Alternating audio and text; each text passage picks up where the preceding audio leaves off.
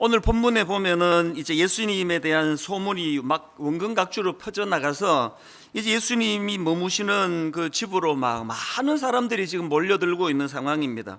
얼마나 많이 몰려왔는지 이제 더 이상 집 안으로는 들어갈 수도 없을 정도로 그렇게 인산인해를 이루고 있는데, 그 과정에서 이제 이 네 사람이 중풍병자 한 사람을 데리고 와서 도저히 그 집을 이제 뚫고 갈 수가 없으니까 지붕을 뚫고 들것으로 그렇게 예수님 앞으로 인도했다. 그리고 예수님은 그것을 무례함으로 받지 않으시고 귀한 믿음으로 보셔서 중풍병자를 고쳐주셨다. 그러니까 이런 요지의 말씀인데, 이제 지난주에 이제 한 부분을 살펴보았고요. 이제 오늘 다시 이제 이 본문을 가지고 말씀을 살펴보기로 한 거는, 이제 오늘 본문에서 우리 예수님과 관련한 두 가지 중요한 포인트를 좀 함께 나누고 싶어서였습니다.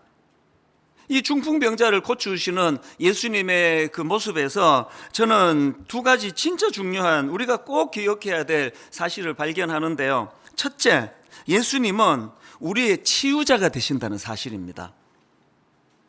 그 지붕 뚫은 네 사람이 예수님의 이런 치유자 되시는 예수님에 대한 믿음이 있었기 때문에 그런 무리수를 둔 거 아닙니까?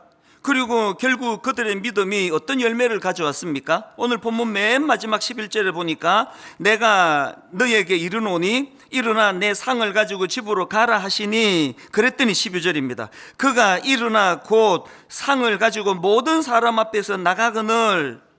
그래서 결국은 이제 예수님은 이 중풍병자의 병을 고쳐주시는 치유자가 되신다는 확신에 찬 그 믿음이 이런 놀라운 기적을 만들어냈는데요. 저는 이런 차원에서 우리 모두가 다 꼭 기억해야 되는 것, 이 네 사람의 그 믿음이 참 이 한 생명을 살려내는 그런 기적 같은 일을 만들어냈는데, 그 과정에서 우리가 기억해야 되는 게 뭐냐, 믿음이 뭐냐 하면은요, 믿음은 이 현실의 난관을 뚫어내는 에너지라는 겁니다. 믿음은 현실의 난관을 뚫어내는 힘이라는 사실입니다. 우리의 믿음이 삶 속에 제대로 작동이 된다면 하나님 알기 전에는 굉장히 단선적이에요. 시도하다가 막히면 더 이상 아무것도 없습니다. 그러나 이 뚫어내는 힘이 가져다 주는 것 중에 강력한 건, 우리 하나님이 우주를 창조하신 분이에요. 너무 창의적인 분이에요. 무에서 유를 만드시는 분이에요. 그래서 우리가 그 하나님을 믿는다는 거는 너무나 우리도 그 창의적인 하나님을 닮아간다는 겁니다. 경직이 되고 생각이 굳어지고 그러면, 그래서 참 이 경직된 사람들을 보면은요, 뭐 아니면 도예요. 이쪽 극단이 아니면 저쪽 극단이, 이 이념도 제가 보면은요, 이쪽 극단의 사람과 저쪽 극단의 사람이 똑같아요. 경직되어 있는 거. 예수 믿는 우리는 그러시면 안 됩니다. 뭐 아니면 도 아닙니다. 걸도 있고 개도 있고 유도 있고, 이 창의적인 거예요. 그 융통성이 있는 겁니다. 이 창의적인 생각이 있으니까 어떻게 해서든지 간에 이거를 뚫어낼 수 있다는 그런 믿음이 에너지를 가져다 주니까 아무도 생각하지 못했던 지붕을 뚫어내는 창의력이 거기서 나오는 거 아닙니까? 일만수도 파수 운동을 선언하고 한동안은 경직이 돼가지고 이제 큰일 났다, 이게 절대로 안 되는 일을 그냥 자다가 일어나가지고 선포했다고 할 때는 아무 생각이 안 났는데요, 다시 이제 믿음이 작동되고 나니까 세상에 이게 30개 교회로 이걸 나눌 생각을 누가 했겠냐고요. 제가 했는데 이거를 어떻게 하게 됐느냐고. 이게 창의적인 거 아닙니까? 지금 저를 어떻게 칭찬하고 이런 게 아니고, 우리가 이 경직을 풀면 창의적인 하나님의 능력이 믿음으로 작동이 될 때 전혀 생각하지 못했던 이런 창의적인 것들을 하나님이 주신다는 그 말씀을 드리고 싶은 겁니다. 저는 오늘 이 설교를 준비하면서 정말 마음에 소원이 생겼습니다. 하나님, 지금 제가 아는 분만 해도 너무나 많은 성도님들이 지금 난관에 봉착해 있는데, 이게 이게 돌아갈 수도 없고 뚫고 갈 수도 없고 이런 어려움에 처해 있는데, 오늘 살아계신 하나님께서 이 말씀을 선포할 때에 그들에게도 아버지 유연한 마음을 주시고 난관을 뚫을 수 있는 에너지를 주시고, 무엇보다도 지붕을 뚫는다고 하는 이 창의적인 생각으로 이 길만 고집하는, 그때는 몰랐던 다양한 하나님의 길들이 보여져서 이 상황을 뚫어내는 능력으로 그들의 믿음이 작동되게 해주시기 원합니다. 이런 마음의 소원을 가지고 이 말씀을 제가 준비를 한 거 아닙니까? 그러고 있는데요, 그 유튜브에서 우연히 찬양 하나를 막 뒤진 것도 아니에요. 그 찬양 제목이 나는 믿네, 이런 제목인데요, 가사가 이렇습니다. 내게 허락하신 시련을 통해 나의 믿음 더욱 강하게 자라나고, 험한 산과 골짜기 지나는 동안 주께 더 가까이 나를 이끄시네. 막 이 시련을 뚫어내는 힘이 막 느껴지지 않습니까? 그 다음 가사가 이렇습니다. 내가 겪는 시험이 어렵고 힘겨워도 내 주님보다 크지 않네. 이게 뭐 얼마나 마음의 위로가 되는지 모르겠습니다. 내가 겪는 시험이 어렵고 힘겨워도 내 주님보다 크지 않네. 이 믿음이 작동이 되니까 이제 그 유연함이 나타나는데요, 그 창의적인 이 가사를 한번 보세요. 내 앞에 바다가 갈라지지 않으면, 내 앞에 바다가 갈라지지 않으면 주가 나로 바다 위 걷게 하리.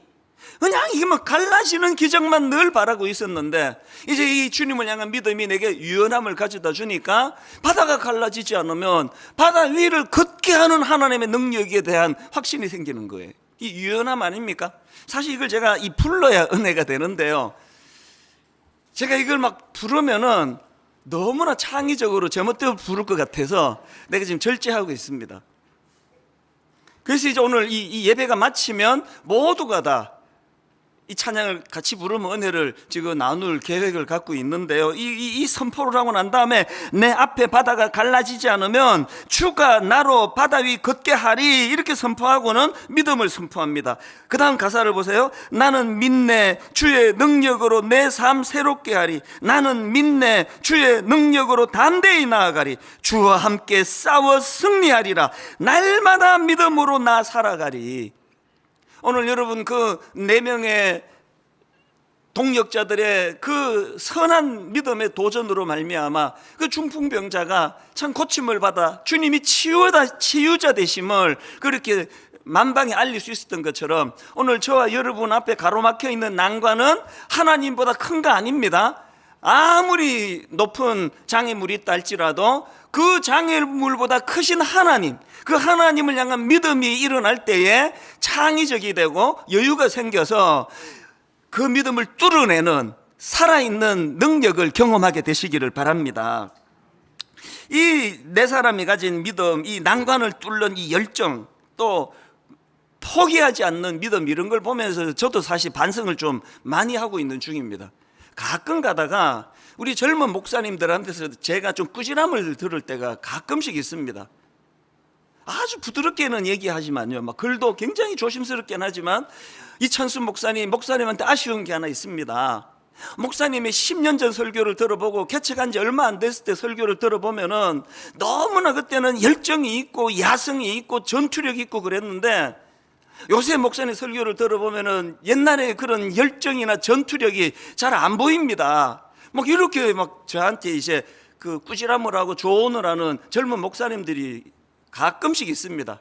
그럼 내가 대놓고는 못하고 속으로 니도 나이 들어봐라, 뭐 이런 참 약한 생각을 하고 있지만요, 제가 이 본문을 가지고 이 4사람의 지붕을 뚫는 그 열정을 제가 보면서 저도 하나님께 기도하는 겁니다.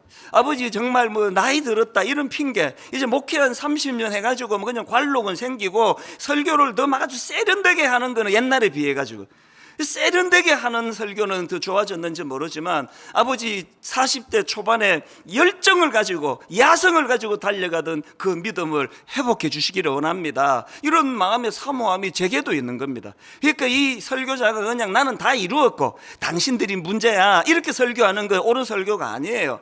설교하는 저나 여러분 모두가 약한 존재예요. 설교하는 저나 여러분 모두가 다 이 난관을 뚫을 힘이 없는 존재예요. 그래서 믿음이 필요한 거거든요. 우리가 이 찬양을 하나님 내게 주실 때 내가 겪는 시험이 어렵고 힘겨워도, 나이가 들어갈수록 자신감이 없어지고 나이가 들어갈수록 그런 열정이 사라진다 할지라도, 내가 겪는 시험이 어렵고 힘겨워도 내 주님보다 크지 않네, 이 믿음이 다시 한번 우리 안에 이 전투력을 회복시켜주는 능력이 되는 줄로 믿으시기를 바랍니다. 참 하나님께서 저에게 배려를 많이 해주시는데요, 이런 설교를 쭉 준비하는데 불쑥 이제 한 달 전쯤이에요, 우리 교회 홈페이지에 완전 초신자예요, 어떤 초신자분이 올려주신 글 하나가 불쑥 또 올라가지고 제가 세상 그걸 다시 읽으면서 너무 마음에 감동이 됐습니다. 그 내용을 좀 읽어드리겠습니다. 시작부터가 이렇게 시작합니다. 저는 초신자입니다. 1년 반쯤 전 처음 분당 우리 교회 주일 예배에 허겁지겁 혼자 달려가서 예배를 드렸던 날을 기억합니다. 저는 교회가 처음입니다. 교회가 뭔지, 예배는 또 뭔지, 기도문이나 찬양 하나 제대로 알지 못한 채로 처음 예배를 드리던 그때, 저는 뭐가 그렇게 은혜가 되었는지 주변 분들 보기 민망할 정도로 울고 또 울고, 그렇게 1년을 넘게 예배 시간마다 울고 또 울고, 마치 교회에 울기 위해 가는 사람처럼 말이죠. 초등학교 입학한 둘째 아이의 어려움이 제게 삶이 무너지는 것 같은 시련이고 아픔이고 매일매일이 고통이었습니다. 삶이 무의미하고 한순간에 무너져 내려 올라올 줄을 모르고 다 포기하고 싶어질 때 친언니가 이사야 41장 10절을 문자로 보내주었습니다. 두려워하지 말라, 내가 너와 함께함이라. 놀라지 말라, 나는 너의 하나님이 됨이라. 내가 너를 굳세게 하리라. 참으로 너를 도와주리라. 참으로 나의 의로운 오른손으로 너를 붙들리라. 그 성경 구절을 읽자마자 정말 너무 많이 소리내어 울었고, 그 한 구절을 계기로 하나님이 궁금해졌습니다. 이거 여러분 이해가 되세요? 그 당시로 교회라는 데를 한 번도 가본 적이 없는 분이에요. 성경이 뭔지를 모르는 분이에요. 그런데 언니가 문자로 보내준 거 만나서 해준 것도 아니고, 그 글자 몇 자를 읽고 소리를 내어 너무 많이 울었다고 하는 이런 일도 기적이고요, 그 하나님이 궁금해졌다는 것도 이 기적 아닙니까?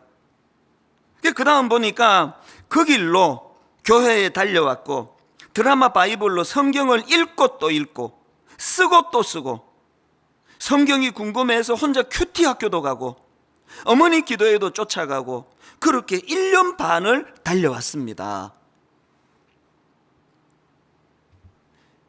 여전히 자녀 문제, 무슨 내용인지는 안 밝혀서 잘 모르겠지만요, 여전히 자녀 문제로 씨름하고 있다는 내용을 거기다 피력하고는요, 그 다음에 달라진 부분을 이렇게 설명합니다. 앞으로 사춘기 고등학생이 되면 더 어려울지도 모르겠습니다. 그래도 그때와 달라진 것은 이제는 제가 그렇게 무너지지 않습니다. 너무 감동이 됐습니다. 이 아이가 달라진 게 없다 할지라도 그래도 그때와 달라진 것은 이제는 제가 그렇게 무너지지 않습니다. 저를 따라 남편과 아이도 교회에 함께 가고 있습니다. 그 전과 다름은 우리 가족 모두 하나님이 함께 하심을 믿고 있거든요. 이 어려움 또한 하나님이 알고 계실 것이고, 이 아이의 아픔 속에서도 주님이 붙들어 주실 것을, 함께 하고 계실 것을 믿고 의지하며 인내하며 따라갑니다. 저는 이분의 이 글을 읽으면서 하나님이 저에게 너 말이야, 그 오늘 이 본문 가지고 설교할 때 그 캐캐묵은 이론만 갖고 떠들지 마라. 2000년 전에 이런 일이 있었다는 걸 소개하는 그런 이야기꾼이 아니라 2000년 전에 이 중풍병자를 살려주신 그 주님께서 오늘도 일하고 계시다는 걸 이 초신자를 통해서 네가 생생하게 먼저 기억을 해라. 네가 살아있는 믿음을 가지고 있어야 살아있는 설교를 할 수 있는 거 아니냐. 여러분, 이 초신자분, 생전에 교회라는 데를 처음 들어오신 이분께서 이 낯설고 낯선 이 환경 속에서 울고 또 울고 울고 또 울고, 그렇게 1년을 예배하면서 울었다고 하면서 그가 생긴 게 뭐예요? 야성이 생긴 거예요. 전에는 이 아이 때문에 죽을 것 같이 힘들었는데 얘는 이제 뭐 천천히 변해도 괜찮다, 반드시 변할 것이다. 이제는 얘가 변하는 것이 아니라 내가 변했다. 이 정도로는 무너지지 않는다. 여러분, 예수 믿은 지 1년 반 되시는 초신자분에게 이런 놀라운 영적인 야성이 회복이 됐다고 한다면, 저 같은 목회자들과 오래 예수 믿은 관록 있는 여러분들 안에서 이런 놀라운 역사와 능력과 입술의 선포가 일어날 줄로 믿습니다. 이것을 우리가 확신해야 돼. 주님은 내 가정의 문제를 해결해 주시는 치유자가 되신다. 그냥 숨을 못 쉴 만큼 이 문제도 심각하고 저 문제도 심각하고 이 문제도 엄습하고 저 문제도 엄습한다 할지라도 내가 아는 거 한 가지 있다. 이 모든 문제들보다 우리 주님은 더 크신 분이라는 거, 이 믿음이 우리 안에 작동이 돼야 된다는 겁니다. 우리가 사도 바울을 존경하는 것은 바로 이런 믿음을 갖고 있었기 때문 아닙니까? 사도행전 20장 23절에도 보니까 그에게 큰 난관이 있습니다. 23절입니다. 오직 성령이 각 성에서 내게 증언하여 결박과 환난이 나를 기다린다 하시나. 오직 성령이 각 성에서 내게 증언하여 결박과 환난이 나를 기다린다 하시나. 그 다음 24절입니다. 내가 달려갈 길과 주 예수께 받은 사명 곧 하나님의 은혜의 복음을 증언하는 일을 마치려 하면은 나의 생명조차 조금도 귀한 것으로 여기지 아니하노라. 여러분, 지금 사도 바울이 자기 앞에 지금 사역을 위하여 달려가면 결박과 환난이라는 난관이 기다리고 있을 것이라고 성령님이 가르쳐 주세요. 성령님은 우리를 속이는 분이 아니에요. 우리가 겪게 될 모든 연약한 것과 아픈 것과 상함을 가리지 않고 다 가르쳐 주세요. 근데 그것 때문에 위축되는 것이 아니라, 그럼에도 불구하고 내가 달려갈 길이 있고 주님께 받은 사명이 있다 한다 할 때는 이런 난관 때문에 내가 주저하지 않겠다. 이게 믿음이거든요. 코로나19 가운데 위축된 이 상황 속에서 저와 여러분에게 이 믿음이 작동되기를 바랍니다. 지루한 코로나19가 지금 계속되고 있습니다. 겨울에는 이제 날 더워지면 없어질 거라 그러더니 5월달 들어와가지고 확진자가 더 늘었다는 기사를 제가 봤거든요. 내년까지 이어갈 거라는 가슴 아픈 전망도 있습니다. 가을 되면은 또 한 번 또 이게 한 번 또 막 한 번 또 휩쓸 것이라는 이런 전망도 있습니다. 위축이 되지만 우리 확실히 아는 게 있습니다. 확실히 아는 게 뭡니까? 우리 이것 때문에 망하지 않는다는 거예요. 시간 좀 더 끈다는 거지 반드시 극복한다는 확신이 있기 때문에 절망은 없는 거 아닙니까? 문제보다 크신 하나님이 계시기 때문에 그 하나님을 의지하는 도구로, 오늘의 이 아픈 것들을 그런 하나님 의지하는 도구로 사용하는 저와 여러분 되시기를 바랍니다. 이게 치유자 되시는 주님을 향한 믿음이 우리에게 필요한 이유고요. 그런가 하면 두 번째로, 예수님은 우리를 치유하시는 치유자가 되시는데 중요한 게 뭐냐? 치유하시되 보다 근원적인 치유를 주시는 분이라는 사실입니다. 5절에 예수님께서 그 중풍병자를 고치는 과정에서 굉장히 독특한 말씀을 하세요. 예수께서 그들의 믿음을 보시고 중풍병자에게 이르시되 작은 자야 내 죄 사함을 받았느니라 하시니, 아니 지금 중풍병자를 고쳐주는 상황이라면 네 병이 나았느니라, 이제 일어날 힘이 생겼느니라, 뭐 이렇게 가야 되는 거 아닙니까? 뜬금없이 네 죄 사함을 받았다. 지금 이 중풍병자가 그 죄책감의 문제를 가지고 심리치료 받으러 온 게 아닙니다. 몸을 못 가누는 그 입장의 육체를 고쳐달라고. 근데 네 죄 사함을 받았느니라. 예수님이 이런 애매한 말씀을 하셔가지고 또 그 현장에 있던 그 서기관들의 강한 저항에 직면하는 거 아닙니까? 7절에 보니까 그 서기관들이 이렇게 마음으로 항변해요. 이 사람이, 예수님입니다, 이 사람이 어찌 이렇게 말하는가, 신성모독이로다. 왜 예수님은 이런 그 논란에 휩싸일 말씀을 하시느냐고요? 왜 그러시냐고요? 결정적인 두 가지 이유가 있습니다. 여러분, 내 죄 사함을 받았느니라, 이 예수님의 5절의 말씀은요, 하나님으로서의 예수님의 자기 정체성을 선포한 거예요. 7절에서 뒷부분입니다. 이 사람이 어찌 이렇게 말하는가, 신성모독이로다. 오직 하나님 한 분 외에는 누가 능히 죄를 사하겠느냐. 그랬더니 10절에 주님의 반응입니다. 그러나 인자가 땅에서 죄를 사하는 권세가 있는 줄을 너희로 알게 하려 했다는 거예요. 다 알고 하신 거예요. 저항할 거 알고 하셨습니다. 그럼에도 불구하고 예수님은 의사의 정체성이 아닙니다. 하나님의 아들, 메시아, 그런 자기 정체성을 선포해야 되고, 우리는요, 교회 가가지고 병 나았어, 교회 가가지고 살림살이가 좋아졌어, 이러면 이 교회가 아니에요. 이 무속신앙입니다. 교회는요, 병이 나았어가 아니라 그 병을 고쳐주신 분이 예수 그리스도시라는 걸 선포하는 데가 교회예요. 그런가 하면은 예수님이 왜 그 중풍병자에게 이 죄 문제가 해결했다, 왜 이 말씀을 주시는가 하니까요, 중풍병자 편에 서서 보다 근원적인 문제를 해결해 주시기 위해서예요. 그 사실을 선포하기 위해서입니다.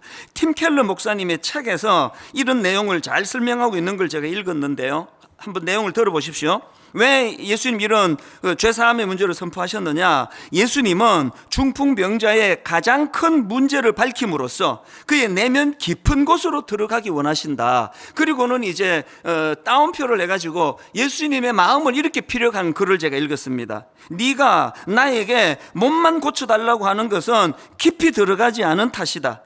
네 마음의 바람이 얼마나 깊은지를 모르고 있다. 너는 네 마음의 바람이 얼마나 깊은지를 너는 모르고 있다. 이렇게 예수님의 마음을 전하고는 그 책에서 신시아 하이메일이라는 사람의 글 하나를 소개하는데요, 이 신시아 하이메일은 어떤 사람인가 하니까 영화관 매표소 직원으로 일하면서 그 배우의 꿈을 꾸면서 그 무명의 배우 시절에 너무나 유명한 배우가 되기를 원하는 사람들이 시간이 가면서 그렇게 유명한 배우가 되는 그런 사람들을 좀 알고 있다는 겁니다. 제 추측에 헐리우드에 있는 영화관인지 어쩐지 모르겠습니다.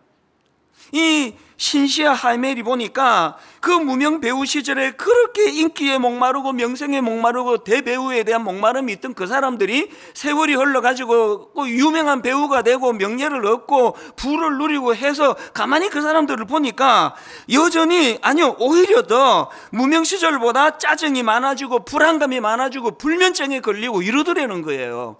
이거를 이 신시아 하이멜이 어느 그 잡지인지 신문에다가 글을 기고했다는 겁니다. 예수님이 지금 움직이지 못하는 육신의 병 때문에 지금 들것에 실려온 그 병자를 고쳐주시면서 네 죄사함이 받았느니라고 선포하시는 거기에는 예수님의 무슨 배려가 있습니까? 네 지금 생각에는 몸을 움직이지 못하는 이것 때문에 네가 불행한 것 같지만, 이제 이 문제가 해결이 되고 달려가고 뛰어가고 마음대로 육신을 다시 회복한다 하더라도 그게 너를 근원적으로 행복하게 할 수 없단다. 이걸 지금 가르쳐 주시는 거예요. 네 죄사함을 받았느니라 이 선포 속에는요, 아무리 겉으로 잘 되고 부자 되고 막 몸 건강하고 100살까지 살고 다 갖추어도 근원적으로 죄로 말미암아 하나님과 원수되었던 그 상태가 하나님의 죄 사함의 사죄의 은총으로 말미암아 하나님과 화해하고 하나님과의 관계가 회복되지 않고는 네가 절대로 행복할 수가 없어. 이걸 가르쳐 주시는 사건이라는 것입니다.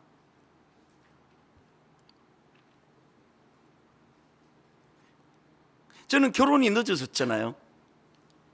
너무너무 장가가고 싶은데 선을 보는 사람들마다 저를 안 좋아하니까 저는 장가를 못 갔기 때문에 늘 마음이 허전하고 뻥 뚫린 것 같고, 근데 잊혀지지가 않아요. 제가 그 청소년 사회 갈 때 애들하고 막 3박 4일 수련회 같이 뒹굴고 먹고 자고 하다가 맨 마지막에 교회 입구에서 이제 걔들 다 집으로 보내고 텅 빈 교회당에 막 죽을 것 같이 마음이 외로웠던 기억이 잊혀지지가 않아요. 너무너무 허전했는데요, 딱 장가가고 6개월 동안에 그게 없어졌어요.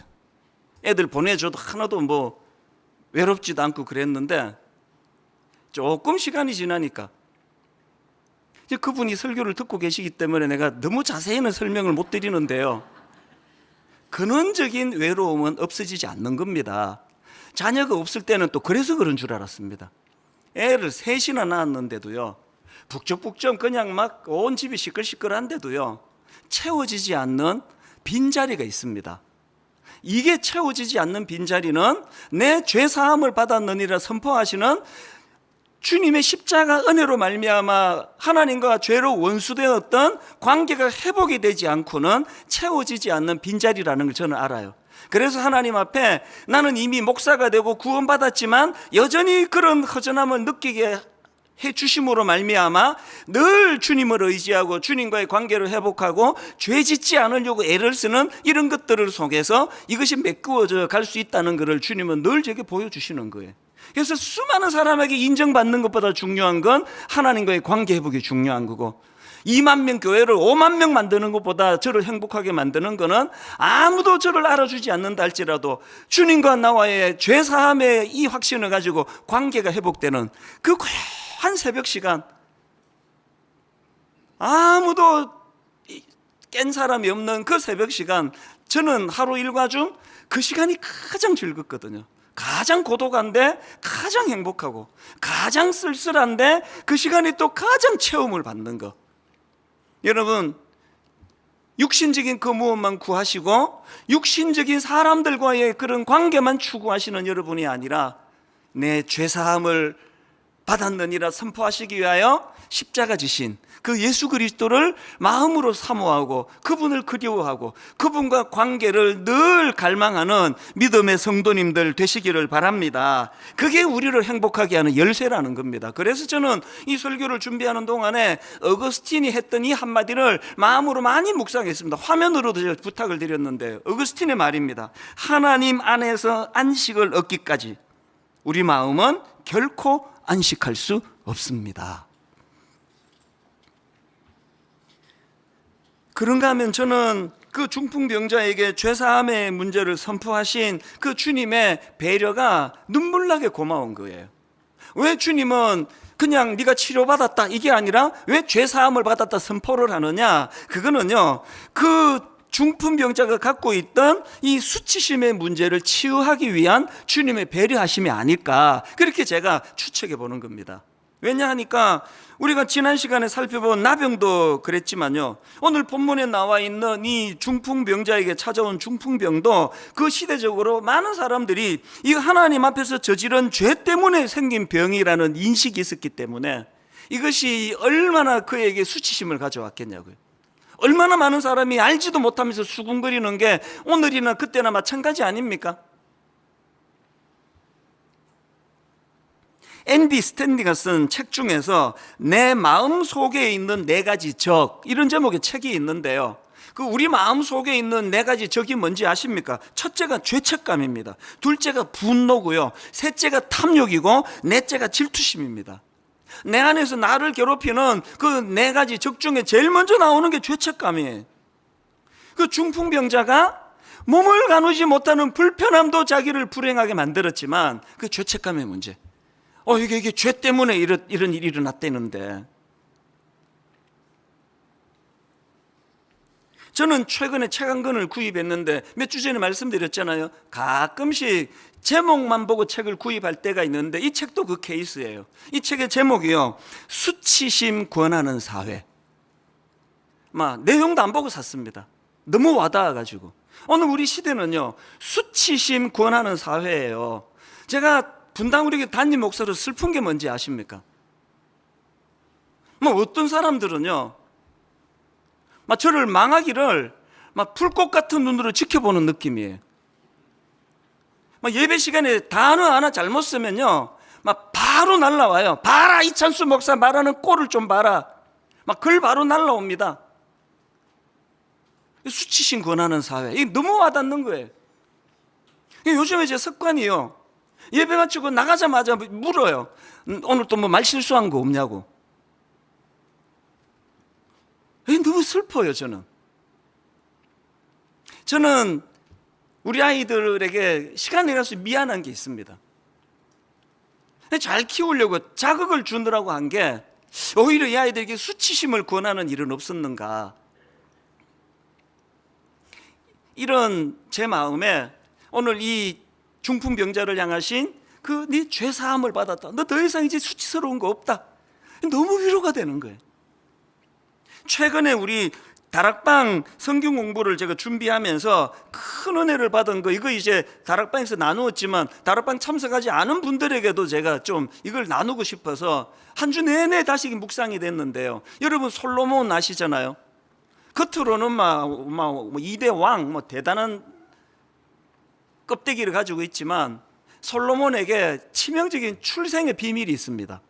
그리고 또 솔로몬 이름이 두 개라는 거 혹시 여러분 아세요? 솔로몬의 아버지는 여러분이 다 아시다시피 다윗 왕이에요. 뭐 이건 다 아시는데, 그래? 뭐 이런 분이 계시면 뭐 저도 뭐 어떻게 도와드릴 수가 없습니다. 뭐 어지간한 분은 이 솔로몬의 아버지가 다윗이라는 건 다 아시는데요, 엄마가 누군지는 잘 모르세요. 솔로몬의 엄마가 누군가 하니까요, 그 밧세바라고 기억나시죠?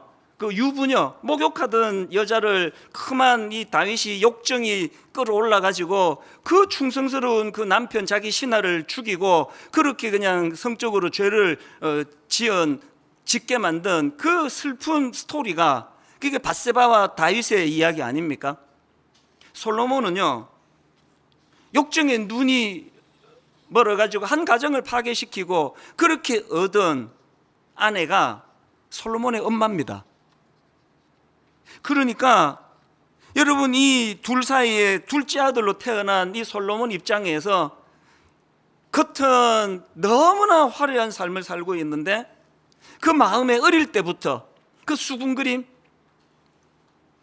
저 사람이 그 엄마가 누군지 다 알지 않느냐고, 그 출생의 비밀, 이게 무슨 뭐 불륜 드라마에 나올 것 같은 그런 스토리를 갖고 태어난 사람이 솔로몬이거든요. 이게 솔로몬이 갖고 있는 아픔인가 하면은, 솔로몬의 이름이 두 개라는 거를 아는 분도 많지 않으세요. 이게 어떤 사연이냐? 자, 사무엘하 12장 24절 25절을 보십시오. 다윗이 그의 아내 밧세바를 위로하고 그에게 들어가 그와 동침하였더니 그가 아들을 낳음에 그의 이름을 솔로몬이라 하니라. 이 첫째 이름이 나오죠. 그런데 그 다음 보세요. 여호와께서 그를 사랑하사 선지자 나단을 보내 그의 이름을 여디디아라 하시니. 두 번째 이름이 여디디아예요. 이는 여호와께서 사랑하셨기 때문이더라. 여러분, 하나님이 솔로몬에게 새로운 이름 하나를 주셨는데 여디디아예요. 여디디아는 하나님께 사랑받는 자라는 뜻이에요. 제가 이 말씀을 묵상하다가 왜 가슴이 벅차 올랐는지 아십니까? 오늘 이 땅을 살아가는 저와 여러분 모두에게는 우리 내면에 두 이름이 다 있습니다. 솔로몬이라는 이름이 있어요. 감추고 싶고 밝히고 싶지 않고, 누군가가 이것을 거론하면은 견딜 수 없는 마음의 상처와 쓴뿌리가 올라오게 만드는 솔로몬이라는 이름이 있습니다.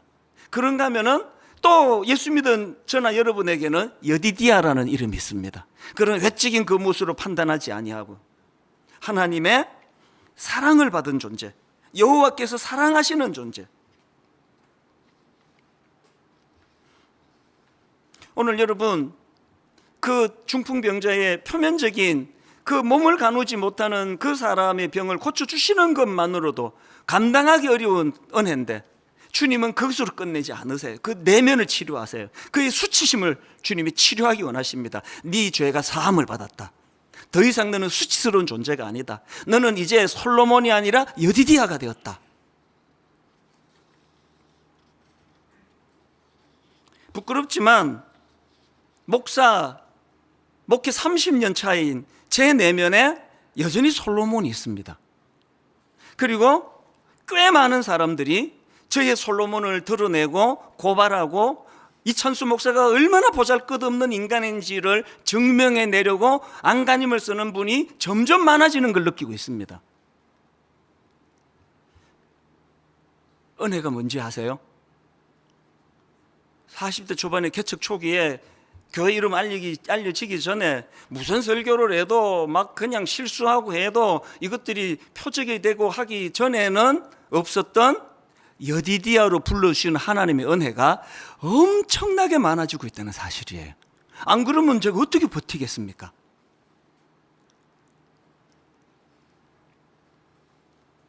로마서 8장 1절, 그러므로 이제 그리스도 예수 안에 있는 자에게는 결코 정죄함이 없나니. 또 로마서 8장 33절, 누가 능히 하나님께서 택하신 자들을 고발하리요. 또 34절, 누가 정죄하리요. 죽으실 뿐 아니라 다시 살아나신 이는 그리스도 예수시니 그는 하나님 우편에 계신 자요. 그 다음 보세요. 우리를 위하여 간구하시는 자시니라. 뭘 간구합니까? 하나님, 저 초라한 이찬수 목사가 더 이상 솔로몬으로 살지 아니하고 여디디아로 살게 된 인생임을 자각하기를 원합니다. 우리에게 주시는 위로가 그거 아닙니까? 여러분, 더 이상 솔로몬으로 살지 마시기 바랍니다. 못된 것들이 여러분을 너는 솔로몬이야, 너는 솔로몬일 수밖에 없어 아무리 지적을 한다 할지라도 늘 성령 안에서 그분과의 교제가 일어나는 여러분은 아니야, 나는 이제 여디디아야, 나는 이제 솔로몬 아니야. 오늘의 결론을 성경 두 구절을 읽어드리고 마치려고 하는데요, 출애굽기 15장 26절입니다. 제가 두 가지 강조 중에 첫 번째가 여기에 해당됩니다. 이르시되 너희가 너희 하나님 나 여호와의 말을 들어 순종하고 내가 보기에 의를 행하며 내 계명에 귀를 기울이며 내 모든 규례를 지키면 내가 애굽 사람에게 내린 모든 질병 중 하나도 너희에게 내리지 아니하리니 이 선포를 기억하십시오. 나는 너희를 치료하는 여호와임이라. 나는 너희를 치료하는 여호와임이라.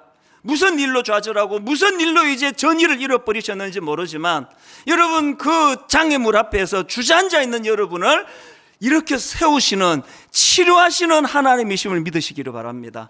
그런가 하면 그 다음 성경 구절, 오늘 본문 마가복음 2장 5절입니다. 예수께서 그들의 믿음을 보시고 중풍병자에게 이르시되 작은 자야 내 죄 사함을 받았느니라 하시니, 아까 말로 표현하면 너는 이제 솔로몬이 아니라 여디디아가 되었노라고, 십자가를 통하여 내가 너를 여디디아 삼았노라고 하는, 급만 치유해 주시는 하나님이 아니라 오늘 우리 내면의 십자가를 통하여 내 상한 내면을 치유해 주시는 그 주님의 십자가를 의지하고 다시 한번 전의를 불태우며 도전 앞에 기꺼이 승리할 수 있는 그런 담대한 믿음 가지시기를 주님 이름으로 축원합니다.